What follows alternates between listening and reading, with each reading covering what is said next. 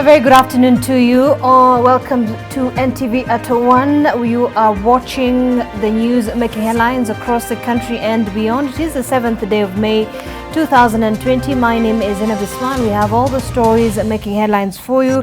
We do have our reporter Ngina Kirori, who is currently in Isli area where police barriers have been erected, and of course the police are enforcing the government's directive on cessation of movement within that particular area. Remember that cessation of movement has also been effected in Old Town in Mombasa. We'll probably be getting more details from Kevin Mutai, who is also following up on that. We also do have Education Cabinet Secretary Professor George Magoha, who is currently giving a status report on the state of education in the country in light of the COVID-19 pandemic. But we begin in Parliament buildings, where the Education Cabinet Secretary Professor George Magoha, like I said, is giving a status report on the state of education. The CS explained to the legislators that the coronavirus caught everyone off guard and that the ministry was working to ensure that all Kenyans are on the same page. Last night on NTV Tonight, the team coverage looked at the situation at the moment when schools have been closed for 2 months, even as some students prepare to sit for the national exams at the end of the year. Classes in Crisis covered every corner of the country, dissecting some of the most issues raised by parents and students alike. Let's listen in to the Education Committee session for some answers. To our candidates, we may need to provide masks, we may need to provide lockers, but we need mapping. And I hope by the time we reopen, within months' time, we can be able to do that. Chair, my other issue was about the students abroad, and especially the ones who went on scholarship. It's the same dilemma I have as a chair of health. There are people who went to India for treatment. You know, people had traveled. The ones who went for leisure or business might be they can take care of themselves. Others went to India, they are sick, they have a bill in the hospital or in the apartment, they were not able to come back. And the big question is, how does the Ministry of Health or Foreign Affairs help? So for our students who went out there on scholarship, or even the parents sponsored them, and now they are not able to bring them back, is there a plan to help our students abroad? They are our citizens, they are our children. And on lessons learned on COVID, I want to pick one on encouraging day schools more than boarding. If we are able to make our day schools better, to have enough teachers, enough facilities, and especially laboratories, the day schools, sometimes they were called Harambee schools. You know, parents did the Harambee. And that's why you see us every beginning of the year, you have parents saying, my child must go to Alliance or must go to Pangani. And there are some few schools in Kenya, like 10, that parents insist that their children should go there. But as a ministry, with the money for infrastructure, though it's not enough, and also through the CDF, could we rethink on empowering our day schools so that even if we would say we are reopening our schools, we can do half day, but children would not have to travel from maybe Murang'a to come to Nairobi to go to Alliance, but the schools within Murang'a. And also opening Pangani Girls. It's such a good school, such high institution, Alliance. Could we do a day sector and a boarding sector? This is COVID, it has brought challenges, but as I said, necessity is the mother of all innovations. It might be the time that we need to... All right, remember Professor George Magoha is currently appearing before the committee and will be able to bring more details on the same once he is answering some of the questions being raised by the Education Committee in Parliament. Well, the board of the International Monetary Fund has approved 78.4 billion shillings worth of emergency assistance to Kenya. The funds, which typically come in the form of concessional loan, with minimal conditions from the International Monetary Fund, are to be used in helping Kenya's economy cope with the shock brought about by the COVID-19 pandemic. In its statement, the IMF says the funds will be instrumental in helping Kenya cope with emerging pressures on its foreign exchange reserves as well as meet budgetary needs. The support from the IMF comes at a time when the Kenyan shilling has been under growing pressure in the foreign exchange market, closing Wednesday's trade at 106.3 units to the US dollar.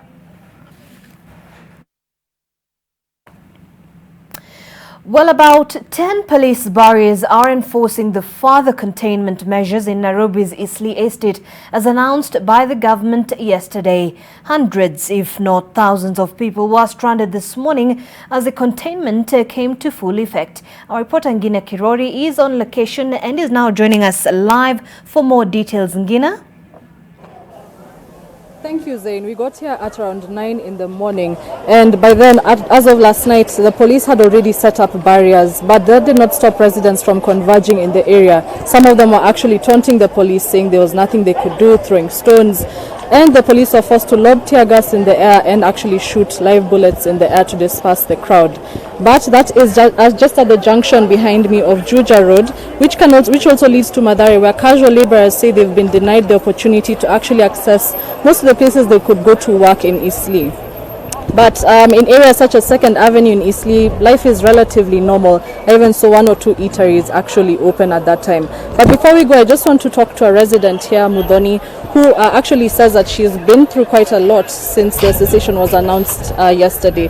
So Mudhoni, hebu tueleze umepitia nini, tueleze tu umepitia nini kutoka jana? Nimepitia mambo mazito juu mimi nafanyaga job Kikomba, na wakati nilifika huku mimi naishi tu First Street, nikaambiwa ati na have kunini kukaa kwa nyumba, sifai kutoka nje, na hakuna kitu nilikuwa nimejipanga nayo kama chakula anything, na sikuwa na pesa yoyote juu sahi kazi imeharibika juu ya corona. Sasa sisi tulikuwa tunaulizaje, hatungepewa time vyenye Uhuru alisema ati kuanzia saa 1 mpaka 5 ndio time nzuri ya kujifungia. Hata sisi watu Eastleigh tungepewa time tununue chakula, tujipange ndio tuwekwe kwa nini kwa anda nini kukosa kutoka nje. Sasa sisi tunateseka, hata sisi, na pia sio kila mtu yuko na pesa. Hata sisi watu Eastleigh, watu wengine hatuna pesa. Mimi huenda kuhustle Kikomba, na saa hii niko home, sina njia ya kupitia, ndio niende nipate pesa nikuje nipike. Hata mtoto wangu hakuweza kufika huku, alienda kukaa kwa relative juu angeweza kuingia huku na akose kuenda pale huenda kutafuta riziki yake ya kila siku. Sawa, asante sana. Well, that is the situation on the ground as of right now. The police are currently still trying to take people out of the area and try to manage the situation right now, even spraying some people with water cannons to at least be able to disperse the crowd rather. So thank you so much, Zainab. Back to you. Right, Ngina Kirori, of course, keeping tabs with what is happening around Eastleigh area, and of course, with the government's directive on cessation of movement, and that is the situation. We'll be bringing you more details as the day unravels. While businesses operating within Mombasa's Old Town area remain closed as the further containment measures take effect, while those inside the area are not allowed to leave and those seeking access to Old Town cannot do so. NTV's coast reporter Kevin Mutai has that story and others making headlines from the coast. Early Thursday morning, most of the businesses within the boundaries of Old Town remained closed as hundreds of people were denied access in and out. Police officers have been deployed across the area to effect the restriction of movement within Old Town as the fight against COVID-19 gains momentum. Some of those kept away are business owners who now say that they will be out of work for the next 14 days. Serikali imetufungia hapa marikiti, na sisi tunategemea kwa haya maduka ya kama marikiti ili ndio tupate yetu ya kila siku. Hatuna mshahara ya kila siku. Tuwapate ile ya kufanya kwa hiyo siku na upate ya kukula. The law enforcement officers have also issued a warning against using back roads to breach the containment. Kama ni lockdown kila mahali lockdown sisi tutaelewa, lakini ame lockdown hapa peke yake ndio tuseme nini sasa? Sisi ni wanawake tumezaa pia tuumia. In Kwale County, Governor Salim Mvurya has raised concerns over inadequate number of testing kits. Mvurya says that all truck drivers from the neighboring country Tanzania must be tested after one person from the region tested positive for the virus. The county has also received foodstuff from well-wishers that will be distributed to vulnerable families. Kulikuwa na 132 wako quarantine, saizi wale wametoka ni 24. Na tunaendelea kupima na quarantine, kwa hivyo hizo numbers zinaendelea kubadilika. At the same time, the county government of Tana River has recalled all tailoring students in vocational training centers to assist in the mass production of masks. According to Education Executive Abbas Kunyo, the county seeks to produce over 200,000 masks that will be distributed to residents across the region free of charge. Country has refused to import in some masks. We have tried to produce the mask on our own. In Kilifi County, residents of Kwamwadvizwa and Mtumundoni villages in Shimolatewa ward benefited from free food distribution. Some of the locals say that they have been unable to go to work because of containment, which has barred them from crossing to Mombasa. And finally, heaps of garbage that have been piling for many years at a VOK dump site in Nyali have been finally cleared. The National Environmental Complaint Committee now wants the national broadcaster KBC, which owns the land, to fence it off and protect it from land grabbers. Kevin Mutai, NTV, Mombasa. All right, now River Maragua broke its banks, displacing residents and destroying farms following heavy rains experienced in Murang'a County. While several landslides have been reported in the area, but no fatality has been reported. Our correspondent in Murang'a, Martin Moura, has the latest from the flooding situation and is joining us live for that. Martin? Yes, good afternoon, Zainab. As you have said, yes, people of this Kiharu constituency woke up. I actually did not even sleep. Let me not say woke up. They did not sleep because after River Maragua, as you have rightly said, broke its banks. And I'd like to show you what I mean by breaking its bank. As you can see, these are some of the lands that people farm and people live. But this is a river that has managed to overflow on top, as you can see. And I just want to talk to the county response team, the disaster response team, including the DCC, area DCC, and the Red Cross, just to tell us maybe how many people have been affected by this. And this is a road that has been crossed by the river. And I'd like to ask the DCC to kindly join us here on NTV. First of all, how many families have been affected by this?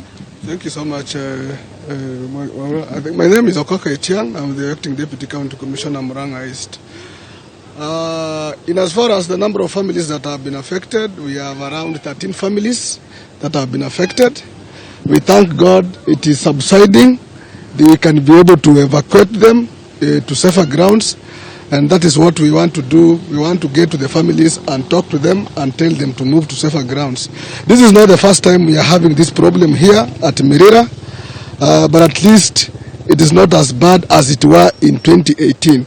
But even as we say that, we anticipate more rains in the next 7 days. And therefore we want to urge our people to move to safer grounds as we wait to see how much of the impact that this particular rainfall will unfold. I understand it's not only the rivers that have broken their banks. We hear there are cases of landslides reported in some areas, and some of even some of the homes affected by flooded water. Yeah, in Murang'a County we have a number of homes that have been affected by landslides. I don't know the exact number because that is not really my area, but in Murang'a East, where I'm the deputy county commissioner, we have some homes that have been built in raised grounds, in hilly slopes, and some of the walls that were poorly built have actually fallen into the neighboring buildings and causing some destruction. And we want to urge those people who are built in such environments to actually ensure that they build good walls so that they don't fall to. Because if it falls to the neighbor, they have to pay to that neighbor. That is what we have told them. They should not think that it is a disaster that is natural. If you build poorly, you are supposed to pay to the neighbor. Thank you so much for your time.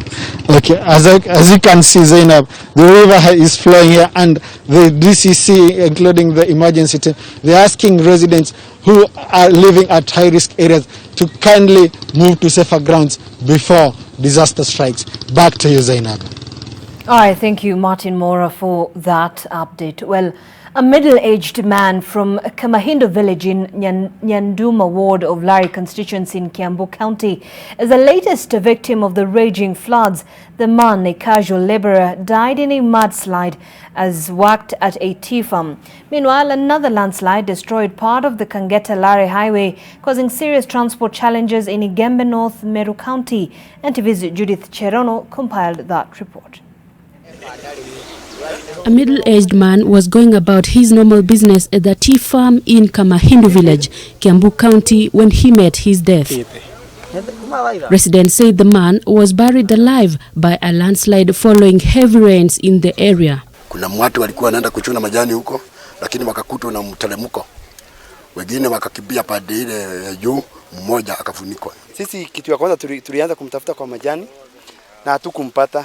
Sasa ndio tulipiga duru, tukaita watu wote. Watu wakaanza kukuja wengi kwa wengi. Ndio tukaanza kuchimba mahali alikuwa tukaona mahali alikuwa ametupa panga. Sasa hapo kulikuwa na dam. Ndio tukasema probability anaweza kuwa hapo, tukaanza kumtafuta. Sasa kuchimba watu wakaungana. Lakini tumejaribu juhudi zetu zote, tumechimba lakini kwa bahati mbaya hatujampata. Efforts by the residents to retrieve the body bore no fruits.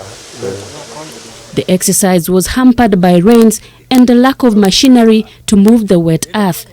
Fire engines from Kiambu and Roiro could not access the scene due to bad roads.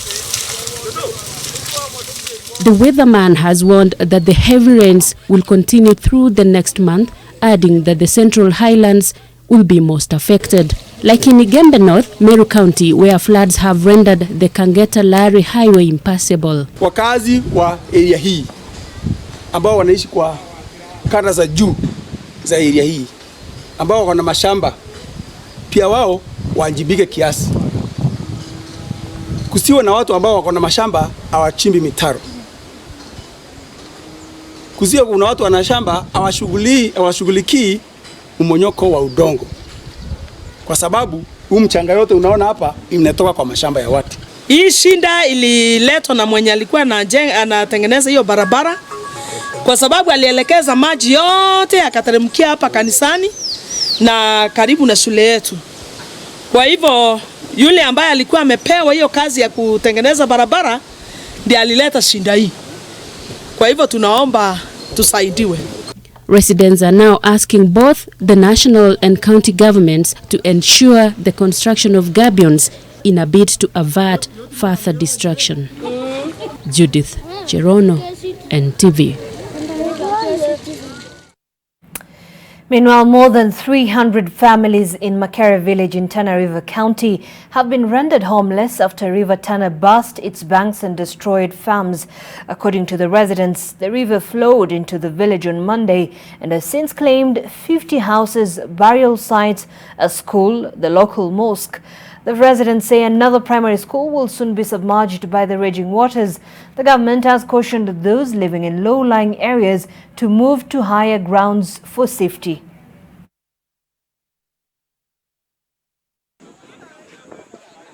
Wengine walikuwa wamejenga nyumba permanent lakini sasa zimeenda na maji, wamekuwa displaced, hawajui sasa waende mahali gani.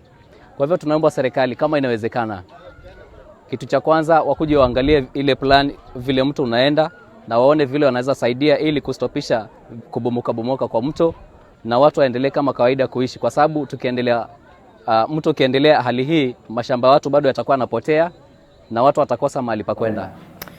Over 1,500 households have also been displaced by floods in Siaya County, with villages in Ugenya and Alego Usonga constituencies most affected. Several camps have been set up to host those displaced by floods within the county. Citing horrible living conditions for the displaced households, like the risk of waterborne diseases, malaria, hunger, and the COVID-19 pandemic threat, the IDPs are calling on the government to urgently provide relief food, even as they explore a permanent solution. Siaya Governor Cornel Rasanga says the long-term solution to floods in Siaya is the completion of the Law and Zoya scheme project that has stalled after the government failed to compensate those whose land was to be affected by the project. Damming is done up those sides of Ugenya, then this problem will never occur. because it involves the diking and it also involves canaling the river so that it doesn't come with that huge volume that you can see goes everywhere. And that is the situation across the country with regards to the heavy rains that have been ongoing. Let's take a quick break. We'll be back with more.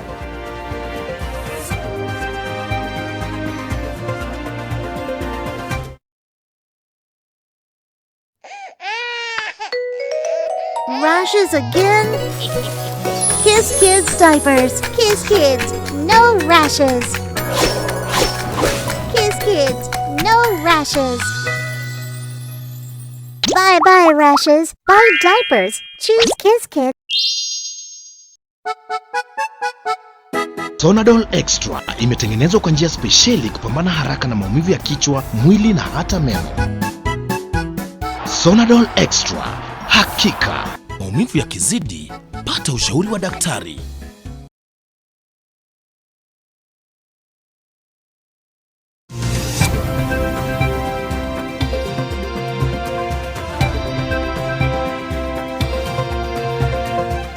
Thank you for staying with us. You're watching NTV at 1. The Kapsait-Kapsangar-Sekution road has now become almost impassable due to the ongoing rains. West Pokot Governor John Lonyangapuo, the Kenya Red Cross Society Secretary General Aisha Mohammed and other officials learnt that the hard way. The officials were stuck in the muddy road for hours on their mission to resettle families affected by landslide last year. West Pokot Governor John Lonyangapuo got a taste of what his residents have to go through during the rainy season when his four-wheel drive vehicle could not traverse the muddy Kapsait-Kapsangar-Sekution road. Accompanied by Kenya Red Cross Society Secretary General Aisha Mohammed and other government officials on a humanitarian mission in Nyarkulian area in Pokot South Sub-County, the team was stuck for hours, forcing the governor to walk for 3 kilometers as he waited for a tractor to clear their way. We have really a nightmare in some of these mountainous parts of Pokot. The roads are impassable. Our partners Red Cross slept here, and the Secretary General from Nairobi Red Cross, the whole of Kenya getting stuck here. I know they came for a good cause, and so I'm appealing that we need to upgrade when some of our national officers bring this need. I am asking that you listen to them. The residents who depend on farming have been forced to pay hefty charges to ensure that their produce reaches the market. Baga hapa senta Kapsangar tangu stand blalang baga Kapsangar shilingi 300 na kuna mwenye anakubali sahi tinga sahi na pepa kidogo sasa lazima transportation ipande juu. The area residents also use donkeys to transport their milk to the cooling plant. I am appealing to the minister in charge of roads and public works and transport, as well as the PS and the committee in charge of roads and public works in the National Assembly. The chairman is Honorable Kusing, that they increase funding for roads in this mountainous county. Over 300 farmers and business people in the area are counting huge losses after the heavy rains rendered the road impassable. Ruth Sarmoi, NTV. The county governments say that while the fight against coronavirus at the county level has been stepped up, they're still facing a challenge of a different kind, flooding. COG says that more than 35 deaths have been reported in 18 counties, where over 13,000 households have been displaced. They're also worried about community spread of COVID-19 in border towns. The governors spoke in Machakos at the new county headquarters. Last 1 week, 9 counties with international borders were also able to quarantine 205 people and tested 249 across all the borders. The cost of quarantine is made by both the counties and persons quarantined. Furthermore, these counties have put in place measures such as fumigation of trucks in transit and screening of all persons crossing the border. Every county has put thermometers and checkpoints at all entry into their counties. And that is the initial time, but now we have agreed that they also put records of all the people in the vehicle, the registration number of the vehicle, the ID number, the name, the telephone number, so that should there be a case in that vehicle, then all those who have been in that vehicle could be traced. As we encourage citizens to stay at home, it is important for us to realize that many of our people, and particularly in towns, are dependent on their daily casual jobs to make a living. As a result, the much talked relief to vulnerable families is long overdue. Well, the call for local innovation and invention has never been louder, especially now during the coronavirus pandemic. Jomo Kenyatta University of Agriculture and Technology appears to have heard these calls and have lined up a number of new innovations to support the fight against COVID-19. The university assembled solar power ventilators, a contact tracing application, an automatic hand washing machine, and a digital system to predict the trend of infection by the virus within the country. The university, through its multidisciplinary team of developers, says it can produce up to 10 ventilators a week. The automated solar-powered hand washing machine has been created in partnership with the Pan-African University's Institute for Basic Sciences, Technology and Innovation. We understand the various people that have been tested positive people need to make follow-ups, and doctors need to share information. So we've made an application which you can see from our colleagues as you pass round, whereby we are able to have a centralized database, and what a doctor only needs is a tablet and a stylus pen. So they take the information, that information is stored, and it's able, a doctor in Garissa is able to make a follow-up on a patient who was positive and see what was administered to the patient, so that he or she can administer a dosage that is showing positive signs in recovery cases. Meanwhile, Embu County government has summoned over 100 Mogo car drivers and traders for an urgent meeting in a bid to have them tested for COVID-19. This is after a concern by health officials that the traders were breaking health protocols. The issue of defilement, incest and child abuse cases during this period also came up during the meeting that also involved children officers. The Deputy County Commissioner urged parents to monitor their children who are currently at home. The county official warned that stern action would be taken against parents who allow their children loiter around villages and estates. Those who are still operating bars against the government directive would also have their licenses revoked. Tuko na hofu sana kwa sababu ya watu wa miraa. Watu wa miraa wameshindwa sana na kukeep distance. Hata tukiwapeleka stadium tumeona wameshindwa. So hapo ndipo tunaangalia sana, because hatutaki kuona watu wetu wakiwa na hii ugonjwa, na tunajaribu sana ku make sure that palipote tunaenda tuna preach gospel ya ku make sure that watu wawe na usafi ile inatakikana. Defilement is a criminal case. And cases of defilements are reported to the police and then action is taken. So kitu ya muhimu ni kwamba kama kuna kesi yote ya defilement, wacha hiyo kesi iripotiwe kwa wakati ambao unafaa. Kwa sababu ile changamoto pia tumepata ni kwamba defilement inafanyika and then inachukua muda kwa ripoti kuweza kupelekwa kwa polisi ili action iweze kuchukuliwa. Kiharu Member of Parliament Ndindi Nyoro now says President Uhuru Kenyatta has failed the nation and by extension the Kikuyu community, and should be remembered as a failure. Further, Nyoro says the only leader in the Kikuyu community who uplifted the nation was former President Mwai Kibaki. NTV's senior political reporter Kennedy Mureithi with those details. That the Jubilee cookie is fast crumbling is not news anymore. MPs allied to Deputy President William Ruto seem to be on an all-out war against the head of the party. They accused President Uhuru Kenyatta of reneging on a promise he made to his deputy.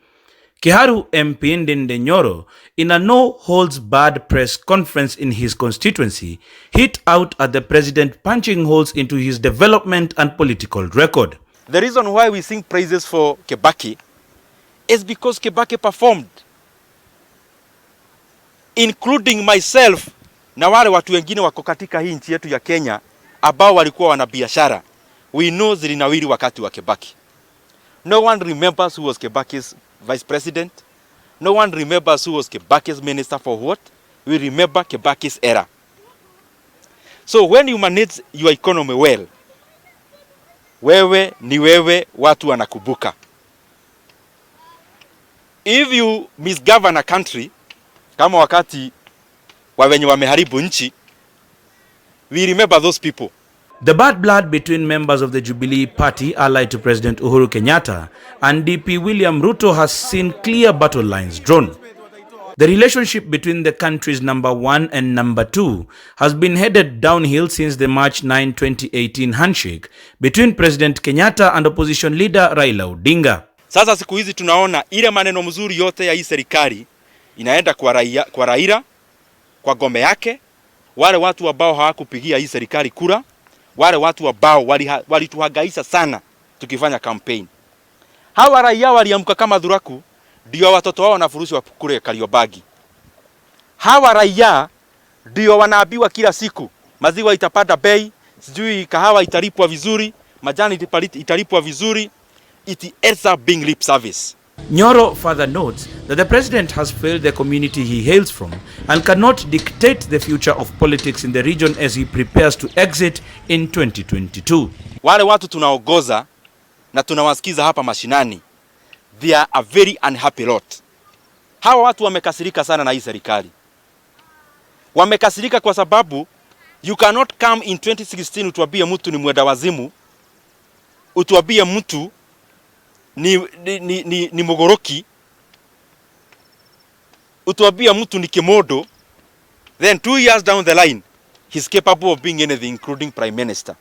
Last week, the ruling party hit the proverbial last nail on DP Ruto and his allies by effecting changes to the National Management Committee that, according to Secretary General Raphael Tuju, would be key in holding grassroots elections. It is a prerogative of the president to reshuffle cabinet. He can do it anytime. We don't have that power. He has a power. If you want to bring Raila Odinga as chief minister, let him just go ahead instead of all these shenanigans. Kennedy Muredhi, NTV. And away from the politics, internationally, the World Health Organization on Wednesday urged countries to invest in getting the healthcare systems fit to fight the next pandemic rather than scrambling around in panic when it hits. WHO Chief Tedros Ghebreyesus said investing now would save lives later as the death toll from COVID-19 surged past 250,000. Speaking during a virtual briefing in Geneva, the WHO Director General said that whereas the world spends about $7.5 trillion on healthcare each year, investing in preparation for emerging pathogens has been ignored for far too long. As we work on responding to this pandemic, we must also work harder to prepare for the next one. Now is an opportunity to lay the foundations for resilient health systems around the world, which has been ignored for long. The Director General argues that whereas the COVID-19 pandemic will eventually recede, the world should not get comfortable and go back to business as usual. He said not only was prevention better than cure, it also proved cheaper in the long term. The risk of returning to lockdown remains very real if countries do not manage the transition extremely carefully and in a phased approach. The novel coronavirus has infected more than 3.6 million people globally, of which 265,000 have died, with 1.3 million recovering. The countries leading in terms of the number of total infected cases are the United States at 1.3 million, Spain at 253,000, Italy at 214,000, and the United Kingdom at just above 200,000.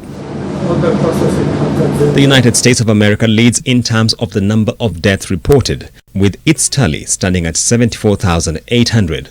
The country also leads in terms of the total recoveries at just about 213,000 persons.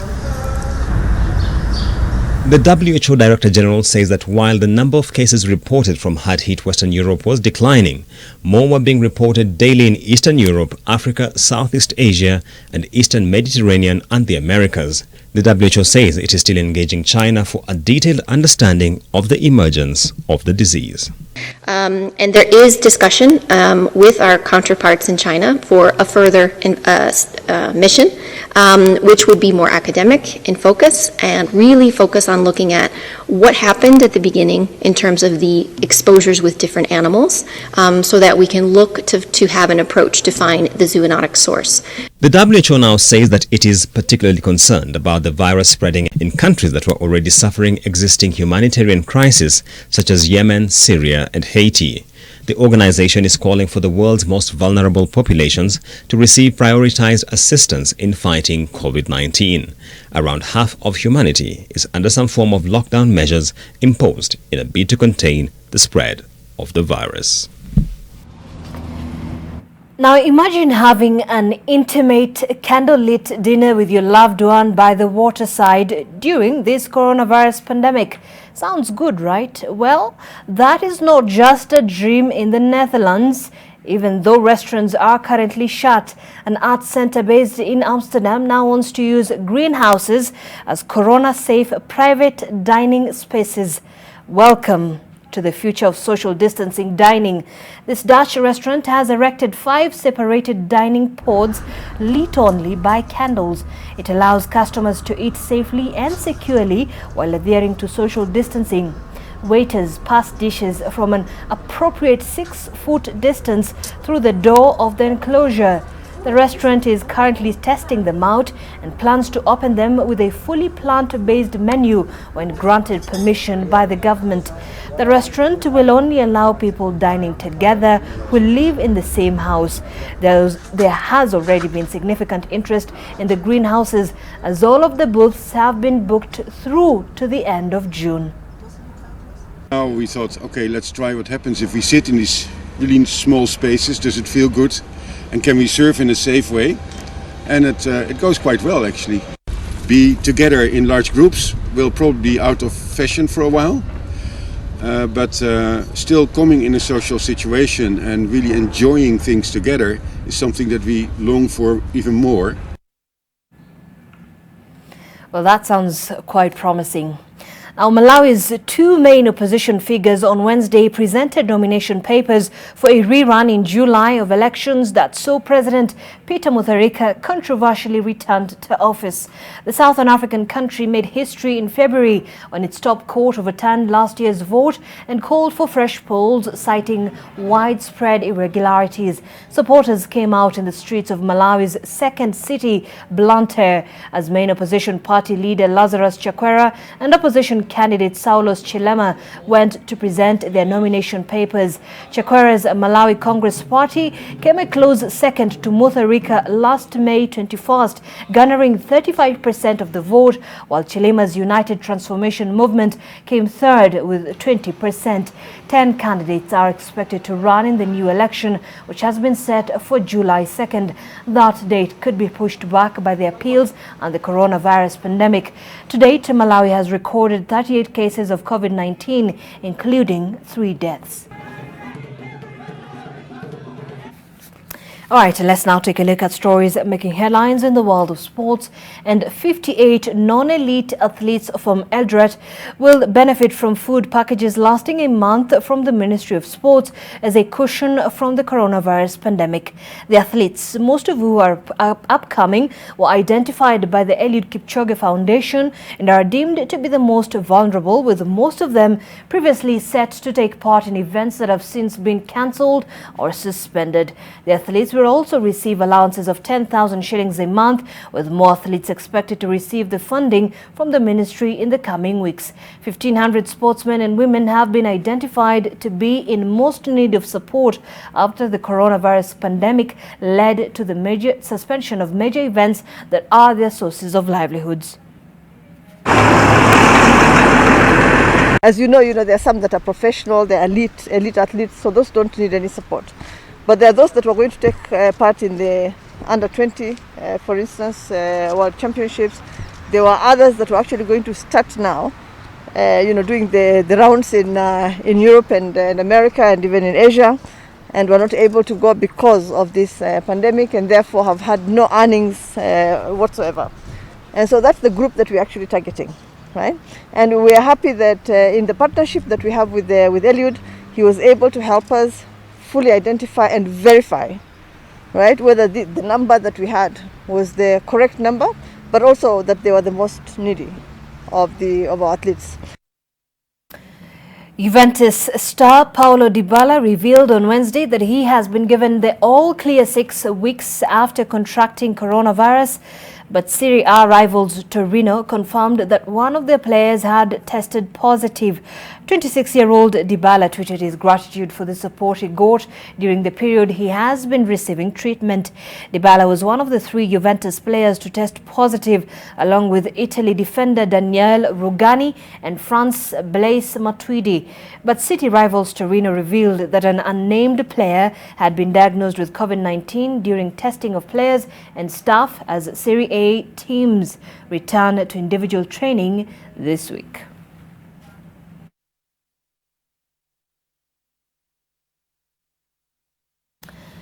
The Belgian Pro League may not resume after the Belgian government announced that all sports competitions in the country are cancelled until 31st of July. This included paving the way for a definitive end to the football season, as asked by the majority of professional clubs in Belgium.